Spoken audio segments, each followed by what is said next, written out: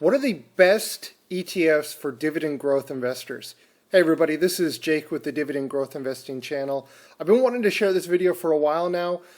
In this video, we're going to talk about 6 ETFs for dividend growth investing. Now, all 6 of these I've handpicked. I have included all 6 of these in my portfolio. I've had them in my portfolio for a while now. Some of them you're likely going to heard before. A few of them you might be hearing for the first time. In this video, I'm going to break all 6 of them down by looking at a few factors and analyzing, for example, when was the inception date, how long have they been around, who is the issuer of the fund, what are the assets under management, all of those important things, the yield, the expense ratio, all those things that a new investor, all those things that are important when you're picking an investment vehicle such as an ETF for growing your passive income. All right, everybody. So what you see in front of your screen here is a pie that I built out through M1 Finance. If you're new to the channel, I share weekly updates on my portfolio, where I'm at in my journey. This is really, I've shared in previous videos, this is really an experiment in terms of my portfolio, what I've been doing here on M1 Finance, and I've seen incredible results. I love sharing my journey, and if that's something that you're interested in, you can go ahead and check out one of my other videos.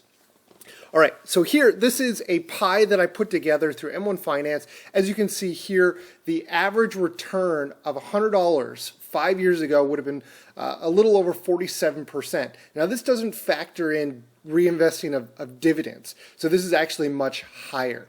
If you're looking at the Vanguard VOO S&P 500, it's a little over 50%. So very, very competitive with the S&P 500. I think if you're only going to invest in one single thing, I think your best bet is to invest in VTI or VOO, both from Vanguard, and just let it sit there. Those are vehicles that I personally leverage in my 401k and my Roth IRA. But if you have a little bit of extra cash and you want to get a little bit more hands-on, this is something that you could definitely take a look at. All right, and so what we're going to do is we're going to look at all 6 of these individually, and at the end of the video, I'm actually going to stack rank them and benchmark them. Okay, well, why are some a little bit better than others, and why would one or the other be more applicable to the a particular demographic or group of investors? All right, so with that, I'm not going to make you wait until the end of the video or spread it all out. I'm going to show you right now all 6 of the ETFs that I'm talking about today. All right, the first one is going to be the SPDR SDY, VIG from Vanguard, GROW from Wisdom Tree, DGRO from BlackRock, Noble. This is one that you'll see a ton on YouTube if you've watched similar videos from ProShares, and the SCHD from Schwab. All right, and now these target allocations, this is just something that I would do personally.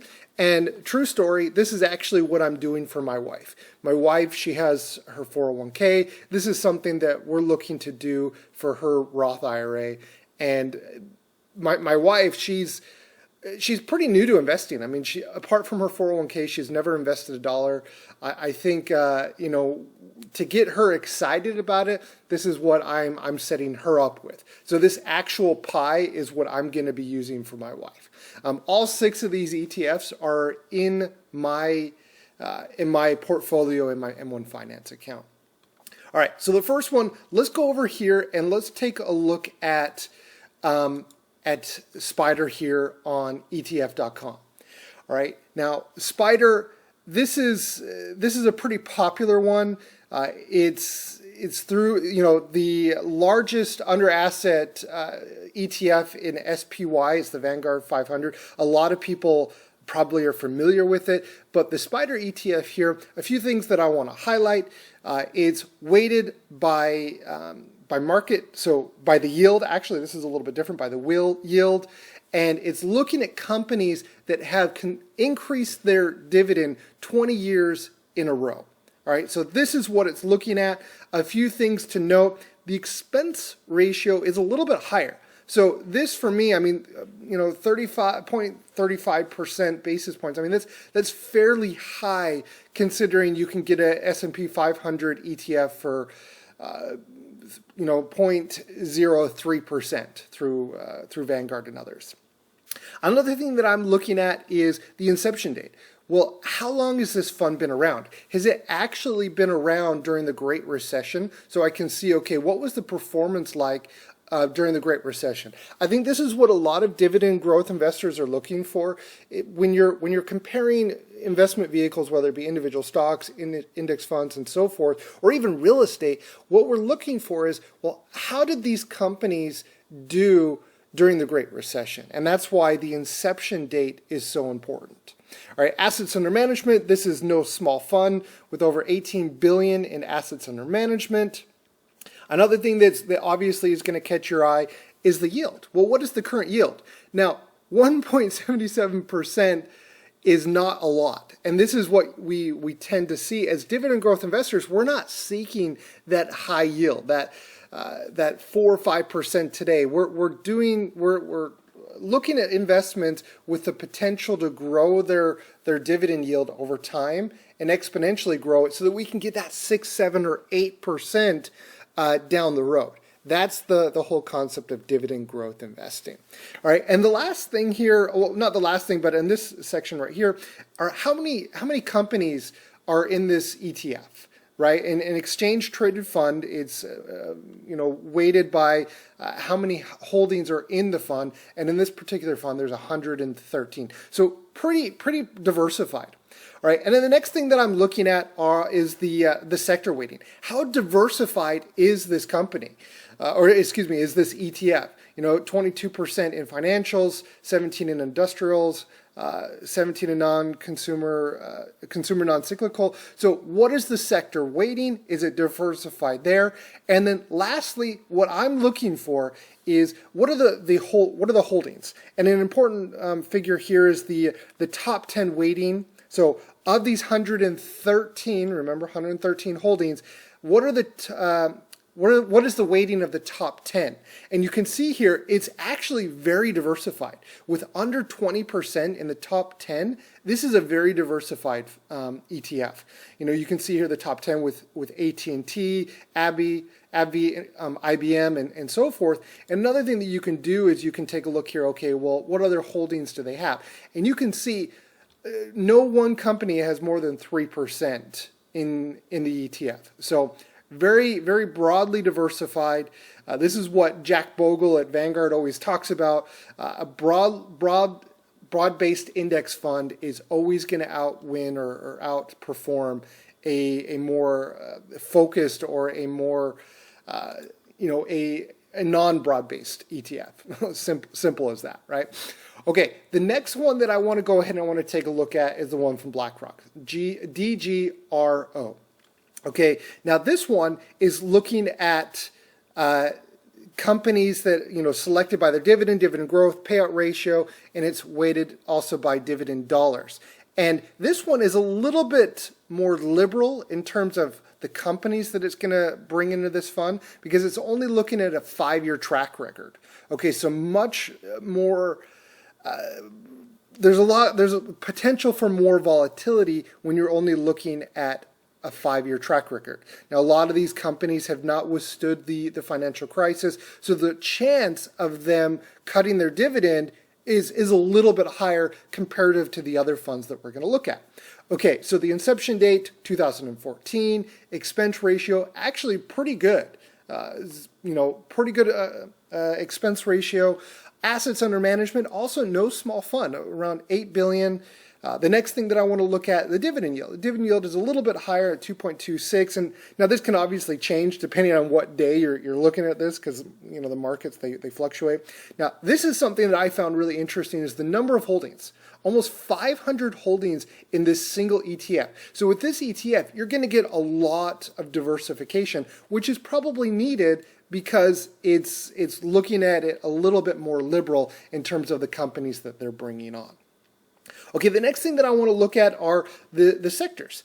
Now, all similar to the last one, this is a fairly diversified fund with only 18% in financials, 15% in technology. And the last one is you can see here, industrials was the highest one. This one is technology. So these ETFs, they're different. They have different holdings in them. They have different strategies. So not all of them are going to perform the same way. Now, this is much different.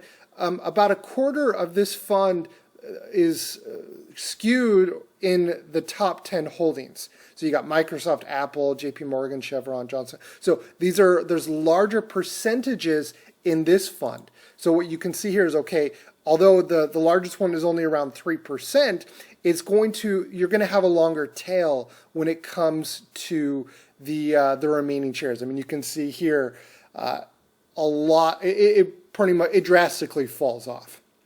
Okay, but still, definitely an interesting fund. All right, the next one we're going to look at is Noble. Noble is pretty much the poster child of dividend growth investing ETFs. It's looking purely at the dividend aristocrats. It's weighting them equally. It has you're paying for quality. The expense ratio is a little bit higher, around $5 billion in assets under management. It has a 2% yield. Has lower amount of holdings, only 57. So once again, you're paying for quality. The sectors, you're not going to get as much diversification as you can see here. Over 25% in a single sector, so not as much diversification, and the weightings are all spread out equally. The next one is DGRW from Wisdom Tree. Now this one is really interesting because this one is the only one that doesn't look at historical data in terms of the holdings that they have in it, but rather it does it with a twist because it's looking at potential dividend growth. This is the only fund out there that I know of that I trust that looks at this from a reverse angle, not looking in the past but in the future. Really, really interesting fund. This is one of my favorite funds. Has a little bit of a higher expense ratio because of the due diligence that the fund managers have to go through, and when they're selecting these companies to add to their fund. Almost $3 billion in assets under management. A little bit of a higher dividend yield, and also holdings around 300. Okay, and the one thing that I found was interesting in this fund, the highest sector was technology. Because surprise, surprise, looking to the future, the technology sector is going to do extremely well. This one, it's interesting because the top weightings, the top 10% is over 35% in just the top 10. So really heavily weighted in the top 10 companies in Microsoft and Apple, and then it drastically falls off, right? So, but once again, there's 300 companies in here. All right, the next one is the Schwab ETF. It's looking at companies that have increased their dividend for the last 10 years, a low expense ratio, just over $9 billion in assets under management, a pretty decent yield, almost 3%, which is high for a dividend growth ETF, a little over 100 companies, and fairly averagely, weighted in terms of the companies it has in here, and the holdings here, 44%. So this company is not so diversified, in my opinion. So if you own these individual companies, I don't necessarily know if this is something that's going to be the right approach for you. I mean, there's a lot of these, I already own in my own individual portfolio. So that's why I don't have it so heavily weighted. All right, the last one, I'm not going to make a video like this without adding the Vanguard VIG. I mean, this is just my bread and butter. This is what I have a lot of my investments in. It has annual, looking at companies that have increased over the last 10 years. Here, 2006, low expense ratio, assets under management, 36 billion, and the dividend yield is 176, so 1.76, not the highest, and then the number of holdings is 186. All right, and then here the sectors, pretty decently diversified, and then here 35% in the top 10, once again, it has an extremely long tail where they fall off. Okay, so these are my top 6 ETFs for dividend growth investors. Now, let's go ahead and let's break it down and let's benchmark them. Okay, some of the things that I really like here are, I'm looking for a low expense ratio. I'm looking for an inception date that's been around for a while. I'm looking where they've grown their dividend compound annual growth rate, that they have a high growth rate, that they're growing their dividend. I'm looking for an ETF that has a good foundation. They have good amount of assets under management. Depending on your situation, this section right here is really dependent on you. If you own a lot of these companies that we've talked about, I think you could go a little bit more broad. You can get a little bit more exposure than your VIG or your DGRO or even your SDY would be applicable.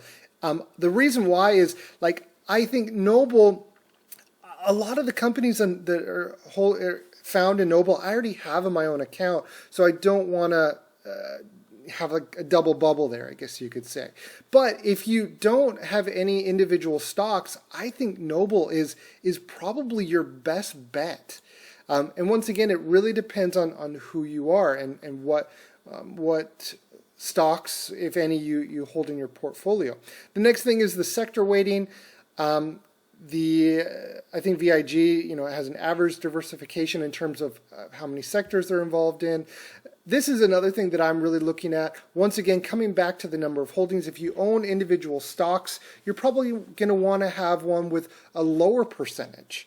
But if you don't, then you want one probably with a higher. Like, say, for example, you don't own any stocks. If you don't own any stocks, I think the Schwab, the ProShares Noble, and the VIG would be your best bets. But it really depends on who you are.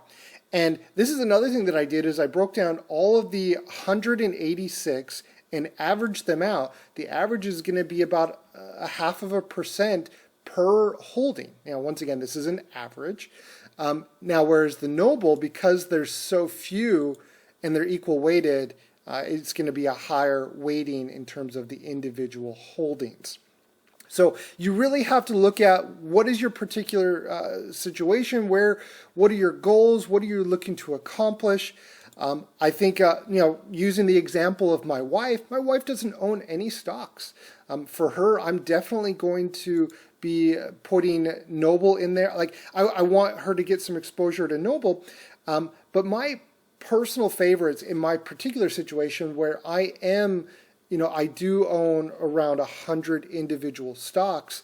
What I'm really interested in is this dividend growth one right here, where it's not looking at historical data, but rather it's looking at the potential of future returns and dividend growth. So that's the one that I'm personally looking at. Where are you at in this? I'm curious of what, those of you that are watching my videos and consuming my videos, I hope that this was helpful, and if it was helpful, please go ahead and hit the like button. It really shows me that I'm on the right track. I'm providing value. When I put out these videos, and I'm seeing that 200 people are viewing them, but it's got 6 or 7 likes, I'm really curious. Is this helpful? And by you hitting the like button and subscribing, it really shows me that the content that I'm providing is valuable. So thank you so much, everybody, for tuning in. And let me know what you think in the comment section below. We'll talk to you soon. Bye-bye.